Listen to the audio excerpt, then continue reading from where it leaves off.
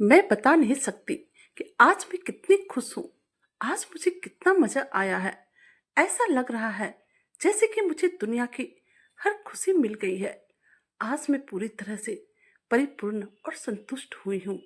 अब मेरी कोई ख्वाहिश अधूरी नहीं रही है, क्योंकि आज मुझे मेरा नाम सपना है और मेरी उम्र 30 साल हो रही है। मैं एक शादीशुदा औरत हूँ। मैं दिल्ली में रहती हूँ और एक टीचर हूँ।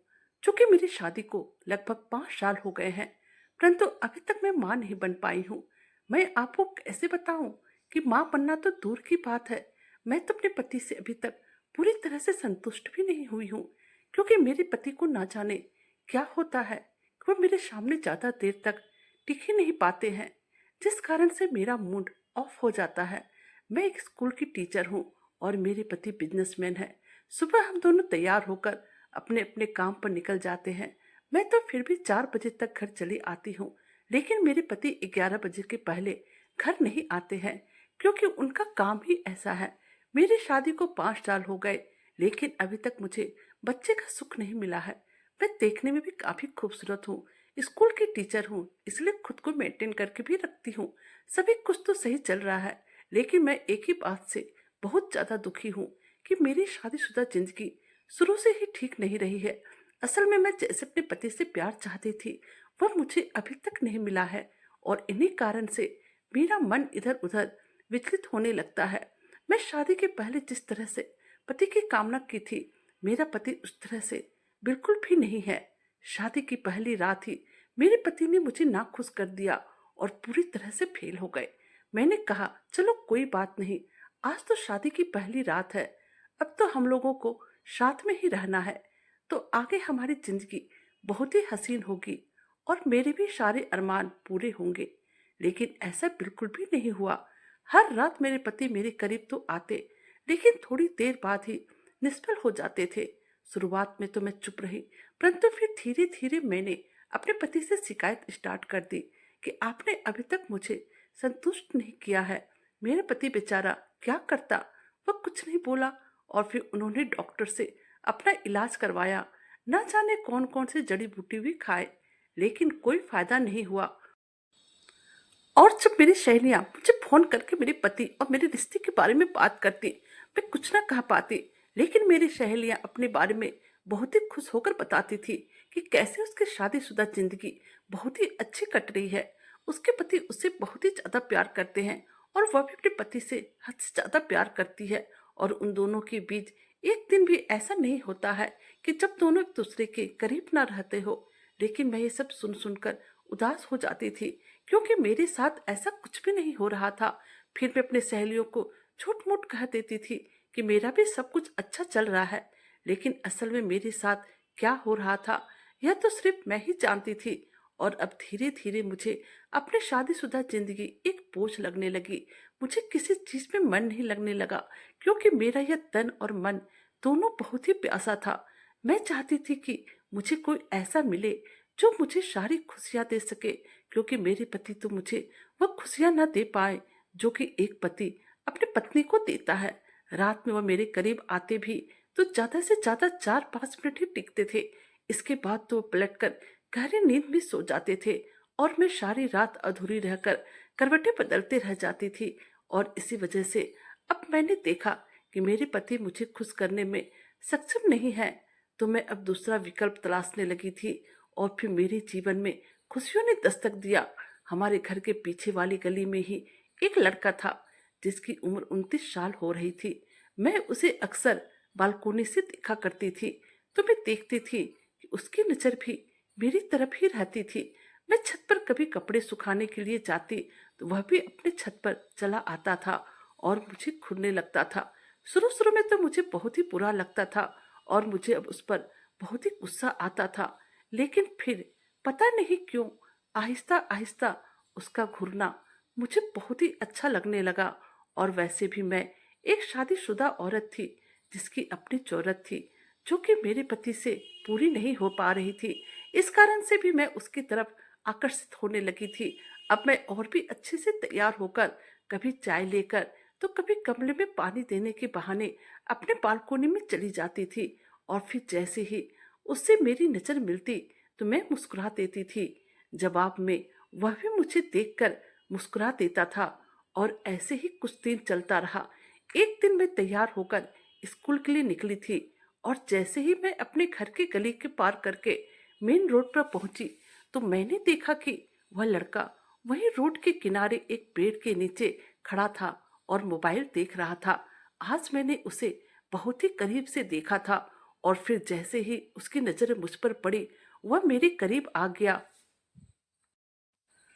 हम दोनों एक दूसरे को देखकर पहले मुस्कुराते ही थे, इसलिए जब आज वह मेरे करीब आया तो मुझे ज्यादा आश्चर्य नहीं हुआ। लेकिन उस वक्त मुझे स्कूल जाना था और मैं लेट हो रही थी, इसलिए मैंने उसे कहा कि किसी दिन शाम के वक्त घर पर आओ, मिलकर चाय पीते हैं। फिर उसने मुस्कुरा दिया और फिर मैं भी मुस्कुराकर अपने स्कूल के लिए निकल गई। फिर दूसरे दिन ही शाम में वह लड़का मेरे घर को आ गया। मैं उस वक्त स्कूल से आकर थोड़ा आराम करने के बाद यूं ही बैठे बैठे टीवी देख रही थी। मेरे पति तो 11 बजे से पहले आते ही नहीं थे, इसलिए मैं खाना लेट से ही बनाती थी। जैसे उसने कॉल बेल बजाया तो मुझे लगा कोई कुरियर वाला होगा, क्योंकि मैंने कुछ सामान ऑनलाइन ऑर्डर किए थे। मैंने दरवाजा खोला और जैसे ही उस लड़के को देखा मैं अचंभित हो गई। फिर मैंने उसे अंदर आने को कहा तो वह अंदर आकर सोफे पर बैठ गया, जहां पर कि पहले मैं बैठकर टीवी देख रही थी।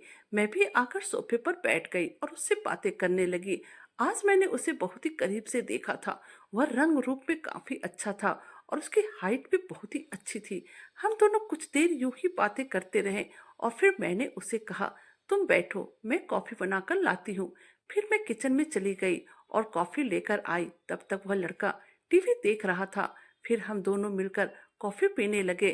फिर जाते जाते हम दोनों ने एक दूसरे को अपना मोबाइल नंबर दे दिया और फिर उसी रात उसका फोन आया।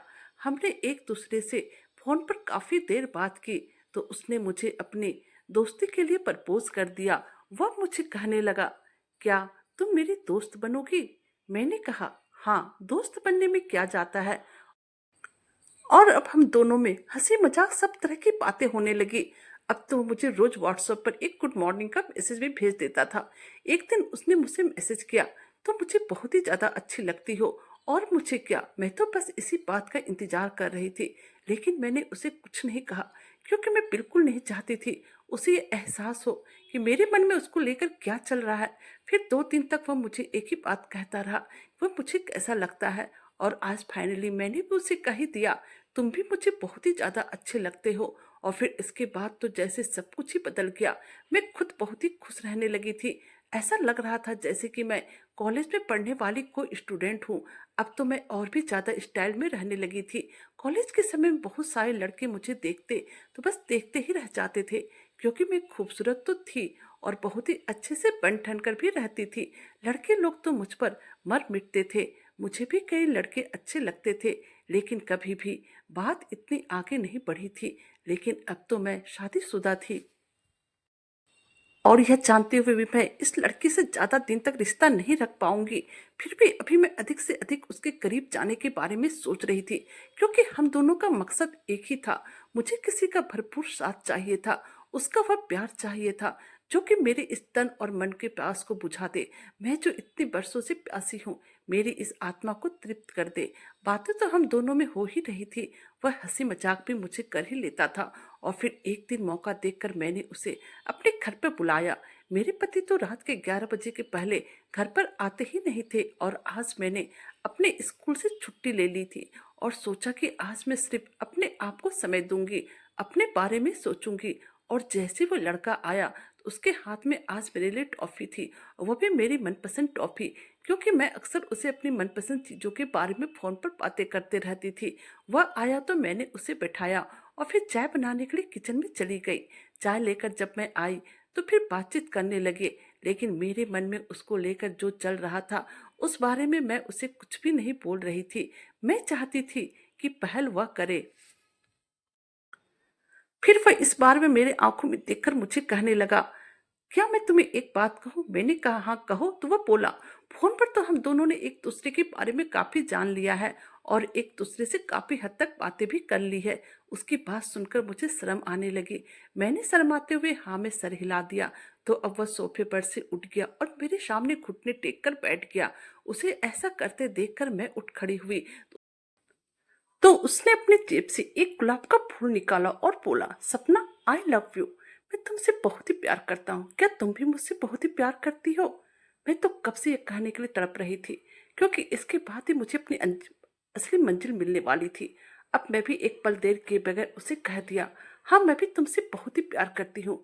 अब मेरी बात सुनकर वह खड़ा हुआ और बोला, तो क्या मैं अपने इस प्यार को आज मुकाम तक पहुंचा सकता हूँ? उसकी बात सुनकर मेरा मन खुशी के मारे नाचने लगा और मेरा दिल जोर जोर से धड़कने लगा, क्योंकि आज उसने खुद इस चीज की पहल कर दी थी।